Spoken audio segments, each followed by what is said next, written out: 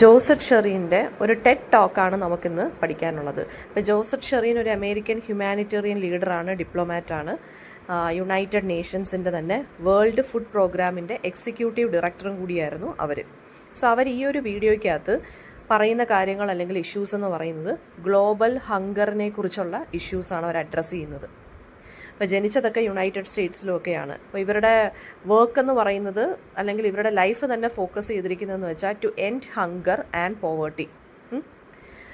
പിന്നെ നമുക്ക് ഇവരുടെ ഈ ഒരു ടോക്കിലോട്ട് പോവാം. സോ ഇവർ ടോക്കിൽ നടത്തിയേക്കുന്നതെന്ന് വെച്ച് കഴിഞ്ഞാൽ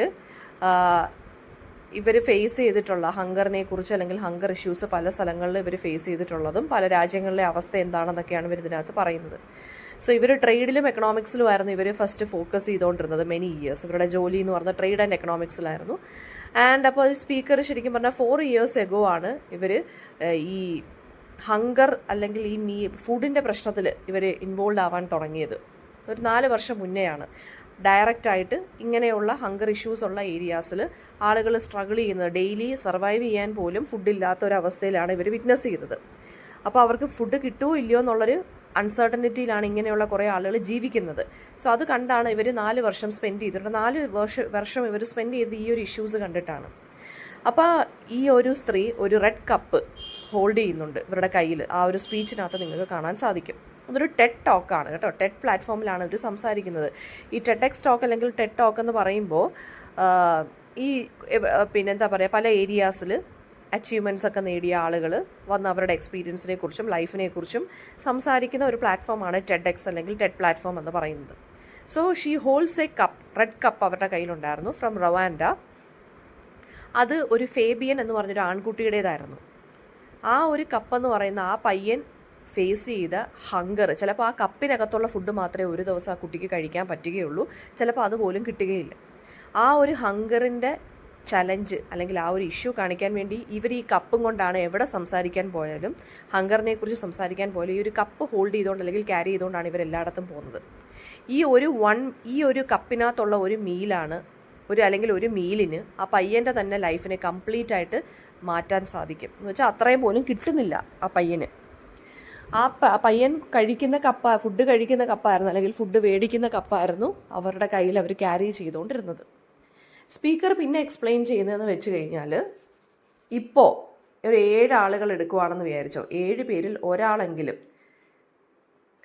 എങ്ങനെയാണ് അല്ലെങ്കിൽ എന്താ പറയുക, ഈ ഒരു കപ്പിൽ നമ്മൾ പൊതുവേ മൊത്തത്തിൽ മെജോറിറ്റി ഓഫ് ദി പോപ്പുലേഷൻ എന്ന് പറയുന്നത് എന്താണ്, നമ്മൾ നല്ലപോലെ ഫുഡൊക്കെ കഴിച്ച് നിൽക്കുന്ന ആളുകളാണ്.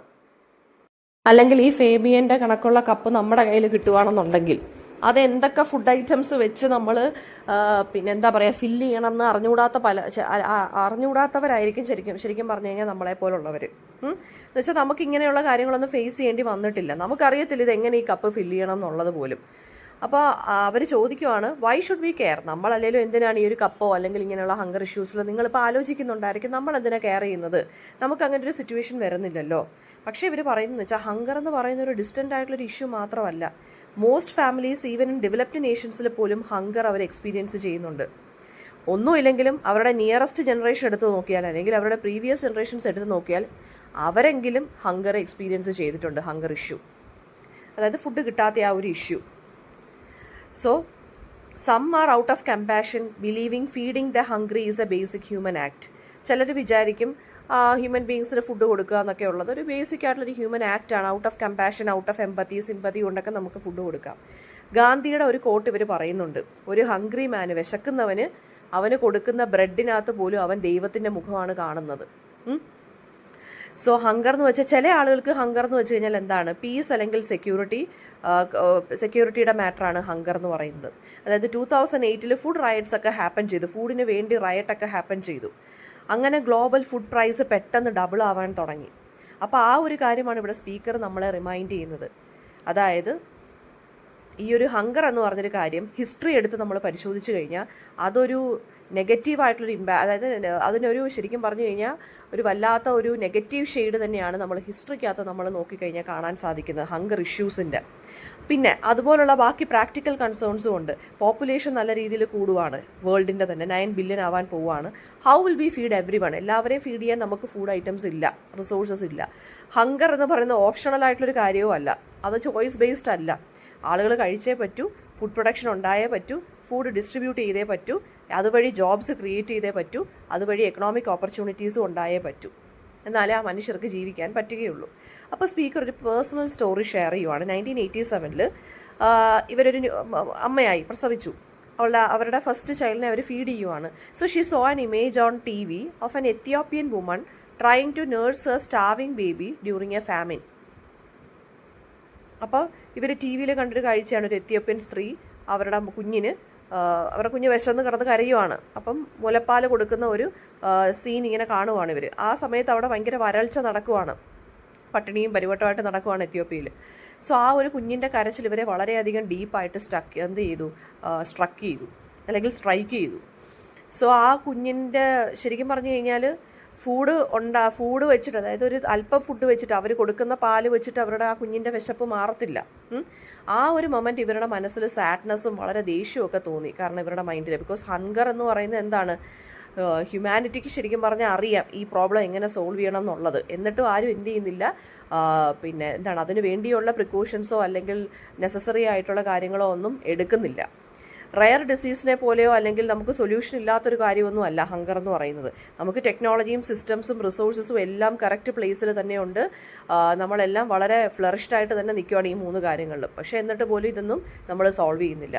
ഈ ഒരു ഇമേജ് പെർസിസ്റ്റ് ചെയ്തുകൊണ്ടിരിക്കുകയാണ് ആരുടെ മൈൻഡിൽ? നമ്മുടെ ജോസറ്റിൻ്റെ മൈൻഡിൽ.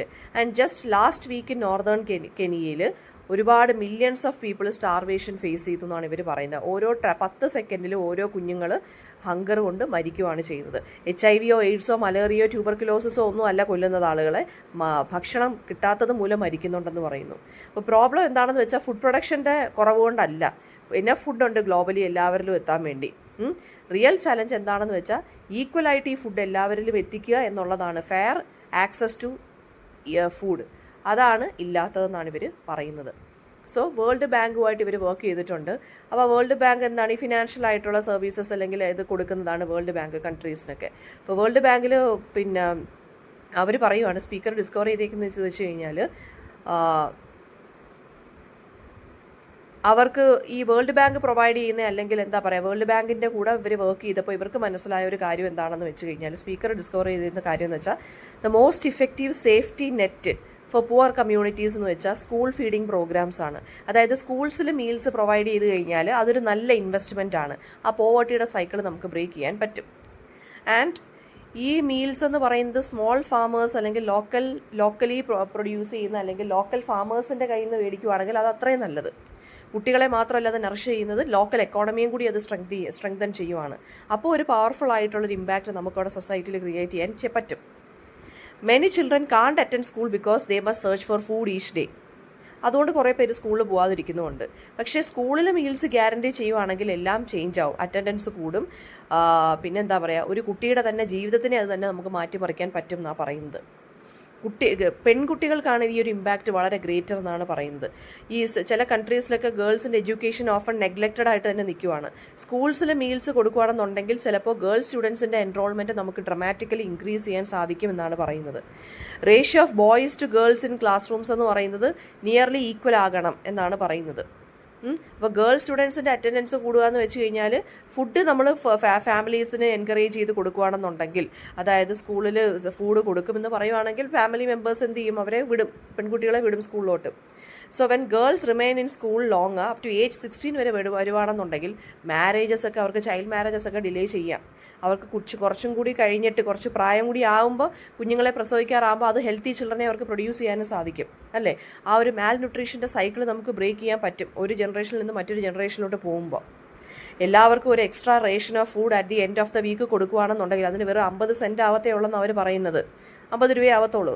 അങ്ങനെയാണെന്നുണ്ടെങ്കിൽ കുട്ടികളെ ഗേൾസ് സ്റ്റുഡൻസിന് അവരുടെ ഫ്യൂച്ചറും സെക്യൂർ ചെയ്യാൻ പറ്റും, മാൽ ന്യൂട്രീഷനും നമുക്ക് തടയാൻ പറ്റും എന്നാണ് പറയുന്നത്. ഇപ്പോൾ വളരെ വീക്കായിട്ടുള്ള ഒരു പെൺകുട്ടി അതിലൊരു കുഞ്ഞിനെ പ്രസവിക്കുവാണ്, ആ കുഞ്ഞും വളരെ വീക്കായിരിക്കും. ഫുഡ് നമ്മൾ സ്കൂളിൽ വഴി കൊടുത്തു വിടുകയാണെന്നുണ്ടെങ്കിൽ അല്ലെങ്കിൽ കഴിപ്പിക്കുകയാണെന്നുണ്ടെങ്കിൽ ആ ഒരു ബ്രേക്ക് ചെയ്യാൻ നമുക്ക് ഈ ഒരു മാൽ ന്യൂട്രീഷൻ എന്നുള്ള സൈക്കിളിനെ. ദെൻ അടുത്തത്, today about 80% of global food aid is actually purchased within developing കൺട്രീസിലാണ് 80% ഓഫ് ഗ്ലോബൽ ഫുഡ് എയ്ഡ് എന്താണ് അതിൻ്റെ പർച്ചേസ് നടക്കുന്നതെന്നാണ് പറയുന്നത്.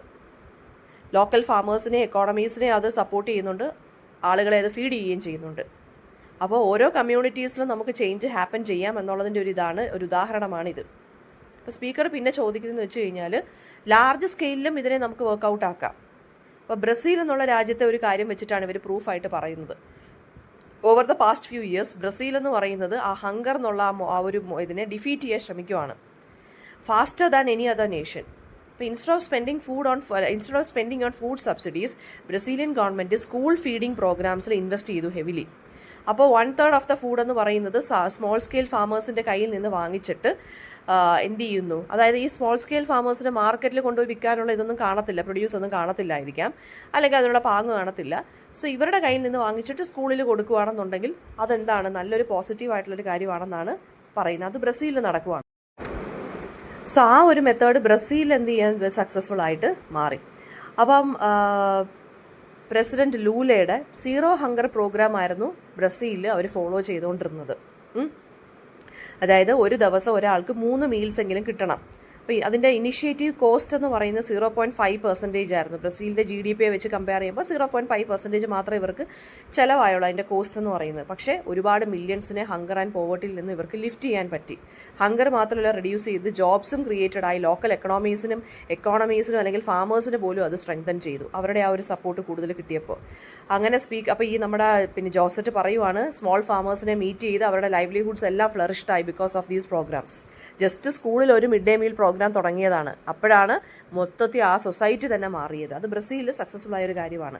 സോ ഇതിന് എക്കണോമിക് പെർസ്പെക്റ്റീവ് വെച്ച് നോക്കുമ്പോൾ ഹങ്കർ എന്ന് പറയുന്നൊരു ഹ്യൂമാനിറ്റേറിയൻ പ്രോബ്ലം മാത്രമല്ല, അതൊരു ഫിനാൻഷ്യൽ ബേർഡനും കൂടിയാണ്. അപ്പോൾ മാൽ ന്യൂട്രീഷൻ എന്ന് പറയുന്നത് ഇപ്പം നമ്മൾക്കിപ്പം സിറ്റിസൺസിനെ വളരെ വീക്കായിട്ടുള്ള സിറ്റിസൺസ് ആണ്, വളരെ മാൽ ന്യൂട്രീഷൻഡ് ആയിട്ടുള്ള സിറ്റിസൺസ് ആണ്, അവർക്ക് വിളർച്ചയും ആ ഒരു രാജ്യത്തെ പെൺകുട്ടികൾക്ക് ഉണ്ടാകുന്ന കുഞ്ഞുങ്ങളാണെന്നുണ്ടെങ്കിലും പെൺകുട്ടികൾക്കാണെന്നുണ്ടെങ്കിലും എല്ലാം വിളർച്ച, അല്ലെങ്കിൽ ഒട്ടും എല്ലാം വീക്കായിട്ടുള്ള അല്ലെങ്കിൽ ഒട്ടും ഹെൽത്തി ആയിട്ടുള്ള ബോഡീസ് അല്ല, ഹെൽത്തി ആയിട്ടുള്ള കുഞ്ഞുങ്ങളോ ആളുകളോ ഒന്നും അല്ലെങ്കിൽ ആ ഒരു രാജ്യത്തിന് തന്നെയാണ് ഫിനാൻഷ്യൽ ബേർഡൻ വരുന്നത്. അപ്പോൾ സ്റ്റഡീസ് പറയുന്നതെന്ന് വെച്ച് കഴിഞ്ഞാൽ മാൽ ന്യൂട്രീഷൻ ശരിക്കും പറഞ്ഞു കഴിഞ്ഞാൽ 6%, ഒരു രാജ്യത്തിൻ്റെ 6% ആനുവൽ ആയിട്ടുള്ള GDPയിൽ അത് എഫക്റ്റ് ചെയ്യുന്നുണ്ടെന്നാണ് പറയുന്നത്. ചിലത് 11% വരെ എഫക്റ്റ് ചെയ്യുന്നുണ്ട്. ഫിനാൻഷ്യൽ ബേർഡൻ തന്നെയാണ്. അപ്പം 36 നേഷൻസിൽ ഹങ്കർ ഭയങ്കര ഇഷ്യൂ ആയിട്ട് മാറുന്നുണ്ട്. അപ്പം തന്നെ 260 ബില്യണായി മാറുന്നുണ്ട് ഓരോ ദിവസത്തെ പ്രൊഡക്ടിവിറ്റി അല്ലെങ്കിൽ ഓരോ ദിവസത്തെ ചെലവെന്ന് പറയുന്നത്. അപ്പോൾ വേൾഡ് ബാങ്ക് നോക്കുമ്പോഴാണ് എസ്റ്റിമേറ്റ് ചെയ്തതെന്ന് വെച്ച് കഴിഞ്ഞാൽ മാൽ ന്യൂട്രീഷൻ സോൾവ് ചെയ്ത് കഴിഞ്ഞാൽ നമുക്ക് രാജ്യങ്ങളെ എല്ലാം രക്ഷിക്കാൻ പറ്റുമെന്നാണ് പറയുന്നത്. അപ്പോൾ ഇത്രയും ഫിനാൻഷ്യൽ ലോസ് വരുന്നില്ല. ഇനി അവർ സംസാരിക്കുന്നതെന്ന് വെച്ച് കഴിഞ്ഞാൽ എന്താ പറയുക, ഫിനാൻസ് മിനിസ്റ്റേഴ്സിനെയൊക്കെ കൺവിൻസ് ചെയ്തിട്ട് ഫുഡിൽ ഇൻവെസ്റ്റ് ചെയ്യാൻ വേണ്ടി ചെയ്യുമെന്നാണ് പറയുന്നത്. അല്ലാതെ ചാരിറ്റിക്കല്ല, ഫുഡിൽ ഇൻവെസ്റ്റ് ചെയ്യാനാണ് പറയുന്നത്, ഫുഡ് ആക്സസിൽ ഇൻവെസ്റ്റ് ചെയ്യാൻ വേണ്ടി. അപ്പോൾ സ്മാർട്ട് എക്കോണമീസ്, ആ രാജ്യത്തിൻ്റെ എക്കോണമി നമുക്ക് വളരെയധികം സ്മാർട്ടാക്കി മാറ്റാൻ പറ്റുമെന്നാണ് പറയുന്നത്. പിന്നെ റിയൽ ചേഞ്ച് എന്ന് പറയുന്നത് it always depends on leadership. ഒരു ലീഡർ സ്റ്റാൻഡപ്പ് ആൻഡ് ഡിക്ലെയർ ചെയ്യുവാണ്, നോട്ട് അണ്ടർ മൈ വാച്ച്, ഇതിവിടെ നടക്കത്തില്ല എന്നൊരാൾ എഴുന്നേറ്റ് നിന്ന് പറയുവാണെങ്കിൽ അവിടെ തൊട്ട് പ്രോഗ്രസ് സ്റ്റാർട്ട് ചെയ്യുവാണ് ആ രാജ്യത്തിൻ്റെ. ബ്രസീലിൽ ഹാപ്പൻ ചെയ്ത് അതുകൊണ്ടാണെന്നാണ് ഇവർ പറയുന്നത്. And the speaker explains that global കോപ്പറേഷനും എസെൻഷ്യലാണ് ഹങ്കർ എൻഡ് ചെയ്യുന്നതിൽ. എല്ലാ രാജ്യങ്ങളും കോപ്പറേറ്റീവായിട്ട് നിൽക്കണം. വേൾഡ് മസ്റ്റ് ക്രിയേറ്റ് ഒരു നല്ലൊരു എനേബിളിംഗ് ആയിട്ടുള്ള എൻവയോൺമെൻറ്റും ഓപ്പർച്യൂണിറ്റീസും നമ്മൾ ഷെയർ ചെയ്യുക, എന്നാൽ മാത്രമേ ഇത് പോസിബിൾ ആക്കാൻ പറ്റുകയുള്ളൂ. ഫ്രാൻസിനെ ഇവർ പ്രൈസ് ചെയ്ത് സംസാരിക്കുന്നുണ്ട്. ഫുഡ് സെക്യൂരിറ്റി എന്ന് പറയുന്നത് അവരുടെ അജണ്ടയിൽ പിന്നെ ഏറ്റവും വളരെ ഇമ്പോർട്ടൻറ്റ് ഫോക്കസ് കൊടുത്തൊരു കാര്യമാണ് ഫ്രാൻസ് ഫുഡ് സെക്യൂരിറ്റി എന്ന് പറയുന്നത്. Hunger is not a problem that can be solve individually by people or even nations. കളക്റ്റീവായിട്ട് ഗ്ലോബൽ ആക്ഷൻ എടുക്കണം എന്നാണ് ഇവർ പറയുന്നത്. ആൻഡ് അതുപോലെ തന്നെ സെവറൽ ആഫ്രിക്കൻ കൺട്രീസും ഇതുപോലെ ഗ്രേറ്റ് പ്രോഗ്രസ് നടത്തിയിട്ടുണ്ട്. വേൾഡ് ഫുഡ് പ്രോഗ്രാം വഴി 30 നേഷൻസ് സക്സസ്ഫുള്ളി അവരുടെ ഹങ്കർ സിറ്റുവേഷനെ ട്രാൻസ്ഫോം ചെയ്തു. അതുപോലെ തന്നെ ഒരു ചലഞ്ചിനെ കുറിച്ച് അവർ സംസാരിക്കുന്നുണ്ട്. ഇൻ അവർ ഇറ, ഇപ്പം നമ്മൾ ജീവിക്കുന്ന ആ ഒരു സെഞ്ചുറിയിൽ it is morally unacceptable that any child should wake up without knowing where their next meal will come from. അപ്പോൾ ഹങ്കറിനെ ഒരു പ്രോബ്ലമായിട്ട് കാണുന്നതിനപ്പുറം തന്നെ നമുക്ക് ഈ ഹങ്കറിനെ ഇറാഡിക്കേറ്റ് ചെയ്യണം. ഒരു കുട്ടി രാവിലെ എഴുന്നേറ്റിട്ട് എന്താണ് കഴിക്കാനുള്ളത്, അല്ലെങ്കിൽ എവിടെ നിന്ന് ആ കുട്ടിയുടെ ഫുഡ് സോഴ്സ് വരുമെന്ന് ഒരു ഐഡിയ ഇല്ലെങ്കിൽ അത് നമ്മുടെ 20th സെഞ്ചുറിയുടെ അല്ലെങ്കിൽ 21st സെഞ്ചുറിയുടെ ഒരു നെഗറ്റീവ്, അതെന്താ വളരെ ഫെയിലായിട്ടുള്ളൊരു കാര്യമാണെന്നാണ് പറയുന്നത്. അപ്പം ലീഡിങ് ഇന്നവേറ്റേഴ്സിനെയും തിങ്കേഴ്സിനെയും ഓഡിയൻസിനെയൊക്കെ അഡ്രസ്സ് ചെയ്തുകൊണ്ടാണ് ഇവർ സംസാരിക്കുന്നത്. ഈ ഒരു യൂണിറ്റിയും കമ്മിറ്റ്മെൻറ്റ് വേണം നമുക്ക്. നോ മോർ എന്ന് പറയണം നമ്മൾ. ഹങ്കർ ഇഷ്യൂസിന് പാടില്ല. അപ്പോൾ ഹ്യൂമാനിറ്റി ശരിക്കും പറഞ്ഞു കഴിഞ്ഞാൽ ഒരു കുട്ടി ഹങ്കറിൽ നിന്ന് മാൽന്യൂട്രീഷനിൽ നിന്ന് സഫർ ചെയ്യുകയാണെന്നുണ്ടെങ്കിൽ അവരെ അപ്പോൾ ഹെൽപ്പ് ചെയ്തേ പറ്റൂ. ആൻഡ് അവർ ഒരു ഹോപ്പ് എക്സ്പ്രസ് ചെയ്യുന്നുണ്ട്. അതായത് ഫ്യൂച്ചർ ജനറേഷൻസും എന്താണ് ഈ ഒരു പീരീഡിനെ ലുക്ക് ബാക്ക് ചെയ്തിട്ട് ഡാർക്ക് ടൈം എല്ലാം എൻഡ് ചെയ്തിട്ട് nearly 1/3 of the worlds children എന്ന് പറഞ്ഞാൽ ഫിസിക്കലി മെൻ്റലി ഹങ്കർ കൊണ്ട് സ്റ്റണ്ടഡ് ആണ്. ആ ഒരു ഇൻജസ്റ്റിസ് ഇനി എക്സിസ്റ്റ് ചെയ്യരുത് എന്ന് തന്നെ വിചാരിച്ചിട്ട് വേണം നമ്മൾ ഓരോ കാര്യങ്ങൾ ചെയ്യാനെന്നാണ് പറയുന്നത്.